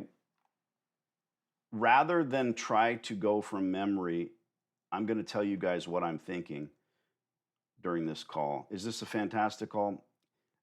No. Did we end up, Jim? Look, this has a lot to do with the way these landlords operate, right? This laundromat is disgusting. It's embarrassing. It's sad that anyone operates businesses like this in the hopes that families, single young men, mothers with children, anyone in the community that requires a laundromat walks in and uses this place. It's not safe. It's not clean. It's all about the profit and the almighty dollar. And it goes back to the fact, I hate to say it, that these people were robbed when they bought the business. There you have it. They don't have the money to retool the store. They never see the light at the end of the tunnel. They work there playing, apparently, Sudoku. So this guy, Jim, doesn't have the time or the inclination to listen. I knew that going in, didn't I? Thanks to you. Andres. I knew that Yeah. he was going to be curt. He hung up on you. He's a dick. Yeah. So I, thank you for saying it, painted a picture as quickly as I could. I painted a picture. I'm laying a foundation. And people step to me and I don't get upset. I don't lose it. But when someone steps to me, they need to be pushed back. That's the part of negotiation people don't understand. So it's a very short call. Let's go through it. Didn't think he was going to answer. Hello. Jim, my name is Yes. Dan. My name is Danny. Should we do this word by word? Probably not. But hello. I'm breaking this down for you. What do I do every time a landlord answers? I determine what I'm going to say depending on the information you've provided. I know this is a landlord that's susceptible to hanging up on people, doesn't give a shit. He's got himself a nasty ass laundromat, an old liquor store, etc., right? So I say, Jim. I don't start with, hello, sir, my name is Danny. What am I going to hear? A dial tone. Just telling you, dude, I could go through this short call word for word verbatim and tell you why I do everything. You'll hear it again and again, but I'm not going to bore you to tears. Jim, yeah, he says. Sir, I'm interested in leasing some space from you here in Aurora. I don't have any space for lease right now. So he says, I don't have any space for lease right now. What does that tell us? He doesn't have dozens of buildings. He doesn't even have a house that he wants to rent.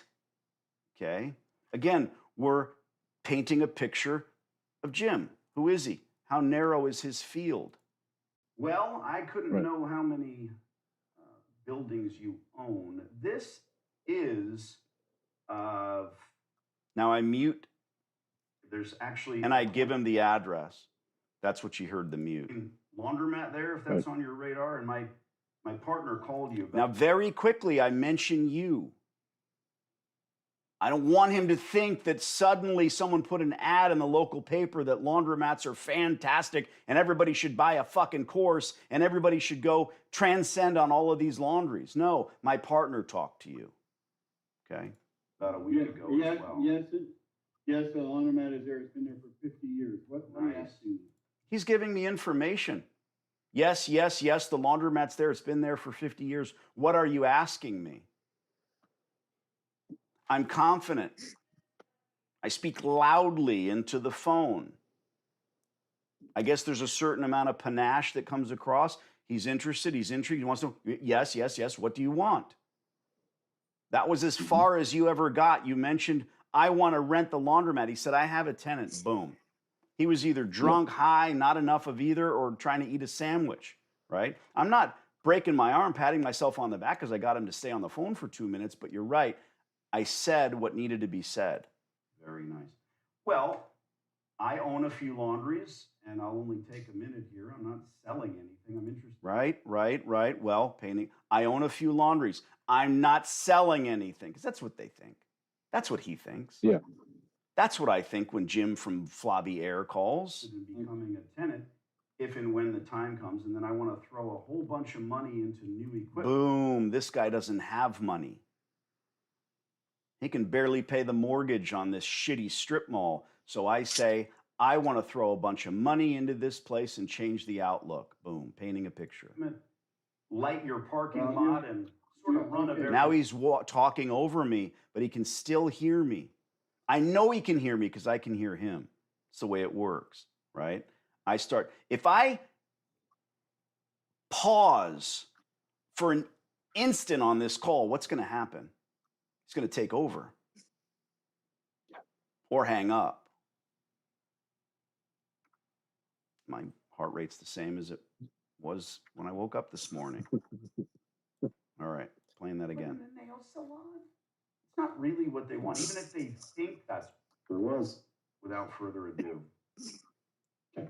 And I think a lesser man would ask, am I missing anything? What do I need to know about Jim? Jim. No sour grapes. Yes, the laundromat is there. It's been there for 50 years. What are you Nice. asking me? Very nice. Well, I own a few laundries, and I'll only take a minute here. I'm not selling anything. I'm interested in becoming a tenant if and when the time comes. And then I want to throw a whole bunch of money into new equipment, light your parking Well, lot, and sort of yeah, run a okay, very fine. different store. Okay, just hold on. I Sure. don't own the laundromat. I know. Just hold on. Assumptions. Jim thinks Yep. that I want to buy the fucking laundromat, doesn't he? Yes, sir. Doesn't he?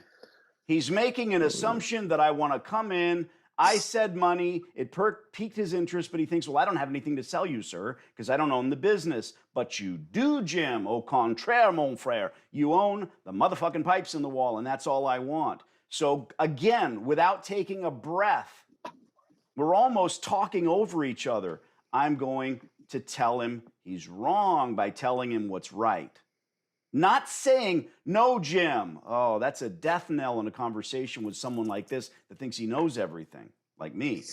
I know. You're exact. Instead, I say, I know. You're exactly right. How can Jim be angry with me when I'm telling him he's correct? He can't. Exactly the right guy. You're the landlord. You own the building. Now I pause. Am I fearful he's going to hang up now? I dragged this out for 2 long minutes. You're exactly the right guy. You're brilliant. You're perfect. You're the one I need to talk to. Okay, well, I know.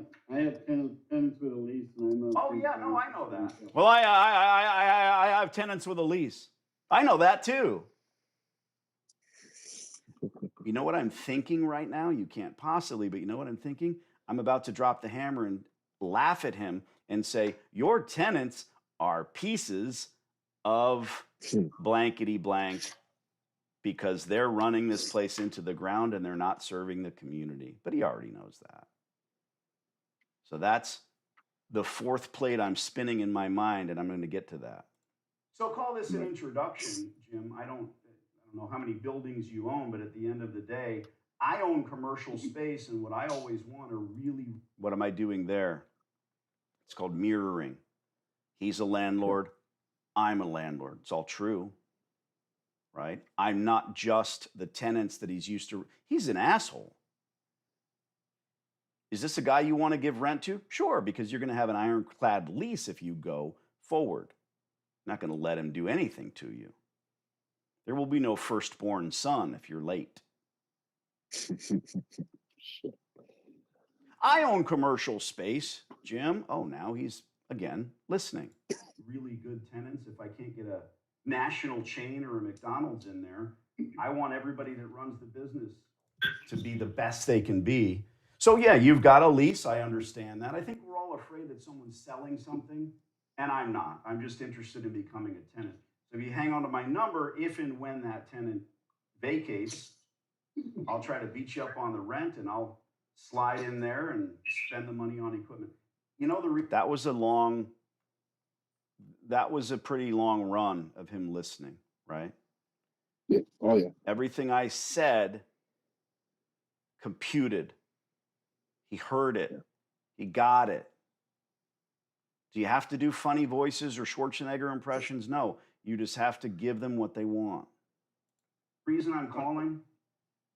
Now I ask him, I take a risk.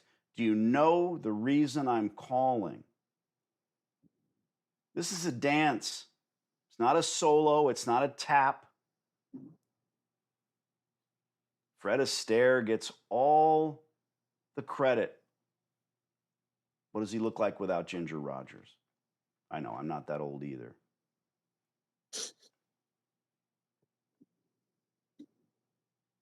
I take a risk here because I ask him a question, and the risk is, will he answer it? Infrastructure. He didn't answer it. You know, do you know why I'm calling? I pause. No. Fuck you. Click. Buzz. So I paused long enough. Infrastructure, Jim. It's on the table. It's already there. the gas, water, electric, it all exists. And that gives me a big leg up. What do you care? I mean, I'm just another tenant, but at the end of the day, what you want are good. It's funny when I'm watching this back, you can see my eyes looking down while I'm talking to him. And to a layperson, it almost looks like I'm reading something. All I have here is a keyboard and my road panel and my phone. I'm looking at my phone, seeing if he hangs up. Because I don't want to waste any time if he does. I know I still have him captive. Interesting watching it back. Businesses, I hope. Okay, I'm in a bit of a hurry right now. Oh my God, Jim! So now he's in a bit of a hurry all of a sudden, and I chastise him for it. I make fun of him. You can tell, right? He can tell. He knows. My grandmother might have been 93 when she passed, but I could still razz her. She gets it. So does Jim. Oh my God, Jim! You got to go all of a sudden. You're in a bit of a hurry. Well, Right. you took 2 whole minutes before you hung up, you fucking piece of shit. And that was kind of my thing that I do, where I continue to talk to the person and call them funny names even though they're gone. Okay. You can stay on the call if you have the time and inclination, and we can talk to some of the people. But I want to Yeah. help you as a client. I want to thank you for coming on board. And I want to say this first and foremost. What do we do now? You and I will be on the Well- phone just about every single week. We'll call these people and new ones. You need to scout more stores. With Jim, nothing. You're not going to start a fucking Yeah. letter writing campaign and let Jim know you're interested. You're going to do what? If you know my channel, what do I want you? What should you be doing? I don't want you to do anything. What should you do? Well, I have a pipeline that I know there's a What you smoke is certain your own thresh- business. there's a certain threshold of how many we're attacking, but to your point in the course, that's what we do every Yeah. day. I know. Whether it's we're out and about or I'm being this video is literally going on for 2 hours. I hope everybody's enjoying it. But here's the question: what do we do with Jim's relationship and his store? What do we do? yeah, we just keep a close eye on it, physical eye. Thank just pass by, yes. see if anything. There's Danny on your shoulder. Keep a Yeah. close physical eye on the store. It's your baby. It's under your wing. Now, if the doors close in 30 days, do you think that Jim is going to find your number or my number and remember it and call us back? No, we didn't break through. We didn't do that. Absolutely He not. thinks everything's hunky-dory, fantastic. Let me be selfish here. And this is something I don't even ask on my document, or I know you'd put it in there. How many suites are in that strip mall? Maybe you don't know. 8. 8. And he's full. We know that. We didn't ask if he Right. was full. We know he's full because he didn't say, "Gee whiz, sir." Be a very different conversation if he had an empty suite, right?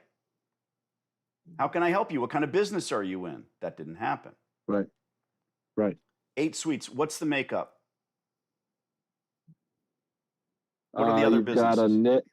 Yeah, there's the barber shop where I got the phone number from. Okay. There's a Mexican restaurant. Okay. There's like a Mexican envíos. There's a nail spot, eyelash spot, and I can't remember what the hell that other weird one was in the corner there. Okay. It's The all laundromat? blacked out. And then the Oh, laundromat blacked in out. the So that's probably corner- like a in- hookah lounge or something like that. If it's blacked out. Yeah. Or a Joe Schmo for sheriff office or something, in a political office. Kidding. Okay. Dude, these calls don't take 2 hours. They don't take 20 minutes. They take 2 minutes. The first call took 30 seconds. The second call took 2 minutes. And this is what Free Laundromat is all about. Planting the seeds. First and foremost, going back to understanding you, sir, will not buy a laundromat. Then understanding you, sir, will be dealing with landlords or having me do it, signing a lease, and then retooling using other people's money. That $100,000 that you were about to spend to give these idiots money to vacate their store will be spent on equipment, if any of it. Maybe it's a down payment. That's up to you. The way that you spend that money is up to you. Let me ask, why aren't we calling the store that you almost bought's landlord?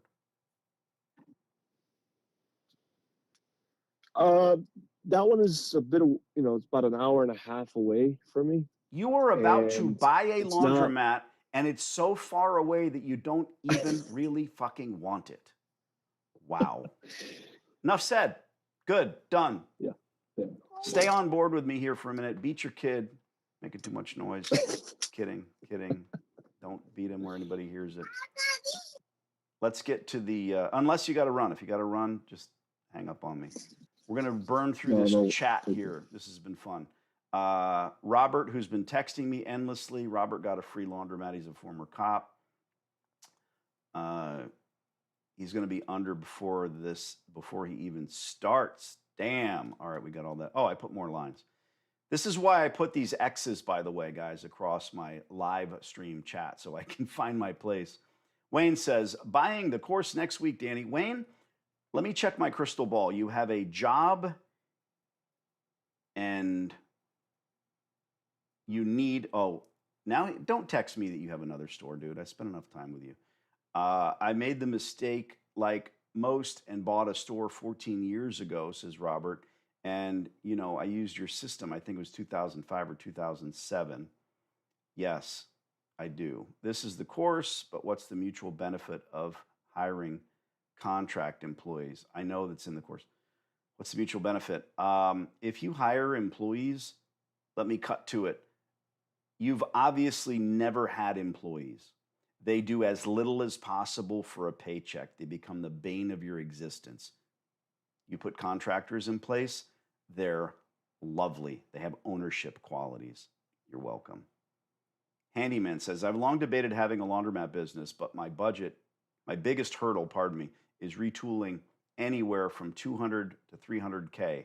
How long would it take to make that back? Overnight. It's a cash flow operation. You make the payments. This is not an ROI deal, brother. You make the payment on the equipment.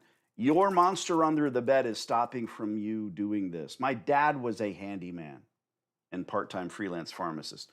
So I feel for you, bro. I know what that van of yours smells like. I want to help you. You know what to do. Watch 1,000 of my YouTube videos. Robert says, in 2018, I used your system to acquire my second laundromat for free. After retooling it, the business has thrived ever since. After retooling it, go talk to Handyman there. Now I am aiming to replicate that success here in Florida. Okay, dude, send me an email. Let's get back on it. Dr. Hubert Bombay. Hey, Wayne, I agree building a location usually doesn't work, but I've seen building owners stub out the necessary plumbing and electrical during new construction because it's half the cost. Andres, I know you're still on here, man. Feel free to interrupt if you have any thoughts. During new construction, because no, dude, don't. They're going to get their money back. Period. End of story. Handyman, depends on the size of the laundromat. Could be 1 or 2 years to earn back your money. And Orande is giving you an exact answer where I'm giving you the same. The whole time that you're paying off the loan, you're cash flowing. See the difference? People love to talk about cash flow. I bought a $1 million home. My mortgage is $5,000 a month, and I rent it out for $5,100 a month. What's your cash flow? $100 a month. But really, what are you doing? Your tenant is paying for your investment. If I was able to get $6,000 a month, I'd dump it all into the mortgage because that's really where the good is. Now you're all talking amongst yourselves. I don't blame you. I was gone for a while. Depends on your revenue. On average, 7 to 10 years. None of that is true. It just depends. Could be less. Facts. Tricia says, Danny, I'm curious to know more / some questions as Jason's question. This is in the course, but what's the mutual benefit of hiring contract employees? I already said that. Everything. It's brilliant. You have an employee in the back who you're paying under the table, about to lose everything that you've invested because you're illegally having an under the table paid less than minimum wage individual. That's horrible.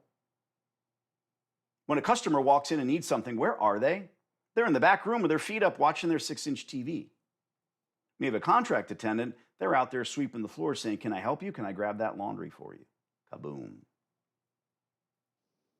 Buy and hold. Yeah, because they're hungry for that business. Thank you for interrupting. That's exactly right. They are entrepreneurs. They can't spell the word, but they are. He's still after it. Even if the bill, oh, he's on my side. Even if there's no sides to this shit. If the building owner will stub out the utilities, they won't absorb the impact of environmental fees, and those costs can kill you. Yes. Why would you do it when there's so many horrific stores? Oh, Jim was not a success. Danny's full of shit. He will be.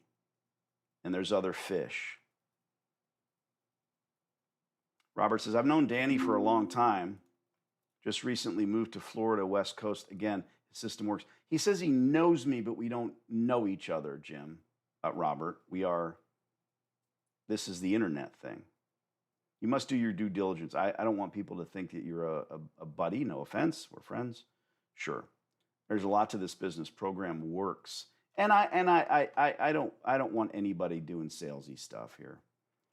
Danny for 2024. Thank you, Alex. No way. I can't take the pay cut being president. Quixote. Jamie says, how much does the average retool cost? Not getting silly. There's no such thing as an average. It's a learning curve. Learn from your mistakes you make. Let Danny help you. Good Lord. Quixote, there's no magic number. Exactly what I said. Lieutenant Dan, love the content you bring to us.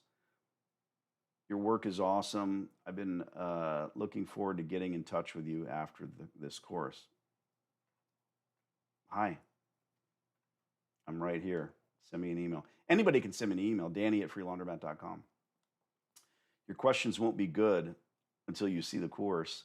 Now we're catching up because this is you saying, I heard you on YouTube, not on my cell. Great old lady impression. Thank you very much. Let's practice taking notes. Yes, exactly. Son of a bitch. Note also, I'm getting tired of reading these, so it's going to be a quick thing. Danny, I haunted your videos for months, but this is my first message. Oh, hi. Thanks for haunting, I guess. And he didn't even say anything. What's the chances a Mac could be operating without a makeup air system? That the makeup air is coming from inside the store for the dryers. It happens all the time. Easy fix. Hello. Weird question, though. Trisha, send me an email, Trisha. Mark says, give you 300 grand. He's trying to be funny. That landlord was rude. Rude landlords. We had our share of that, Danny, even here in Canada. Yeah. Danny, speaking of that, yeah, where do we land on that bet? I'll PayPal you $50, asshole. He's merely disinterested as yet. Oh, I like that, Mark. YouTube does not have clipping. Well, I figured it out. I just opened another channel. I thought I did good. You can make this happen on Twitch. Dude, the last thing I need is some fucking Twitch or something else going on. Trust me. No, thank you. Audio is replaying, says March. No, it's not, dude. That was me playing myself and playing. Come on, rewind it. We can hear you. Thank you. Loud and clear. Thank you. I'm not up to speed on all that. Close eye. Move on. Find more locations. Yes. I'm going to answer PT freelance pharmacist. Yeah, part-time. Glad you got that. It's a true story. Bought the course, going through your videos and info. Thanks, Joey. I understand the contact employee has ownership. Yes. My hang-up is on why they would pay us a percentage to do it. They don't pay us anything. There is no percentage. This is written down in the course under the little quiz. They don't pay you anything. It costs about 15 cents per dollar for them to do the laundry. That's not a split. You take nothing. Glad we cleared that up. Thanks for the advice from our consultation on Saturday, Kez I plan on hiring you as soon as we can get the next chapter started. Well, let's go, bro. Danny, why these landlords won't listen to potential new tenant when most of the operations in their buildings are shitholes. I understand they're getting their rent, but are they obtuse? Love the word, Mark. Yes, exactly. Thank you. They are obtuse. Good day, sir. Danny, on average, how many folding? I hate this on average shit. How many folding tables you recommend? It's in the course. There you go. I'll be a dick. Somebody's going to fast forward to this end, not watch the 2-hour video and go, what a dickhead. Unsubscribe. How do you deal with leasing agents as opposed to landlords? Differently. Leasing agents don't care. They said thanks. Andres, I appreciate your being on here. Thanks, dude. Yes, sir. Appreciate you having me. You've been had. Goodbye. Send him $50. You guys know what to do. You've got your marching orders. I want all of you to go over, not here in this top chat, but in the video stream, and I want you to tell me a dad joke. You love me for good reason. Ciao.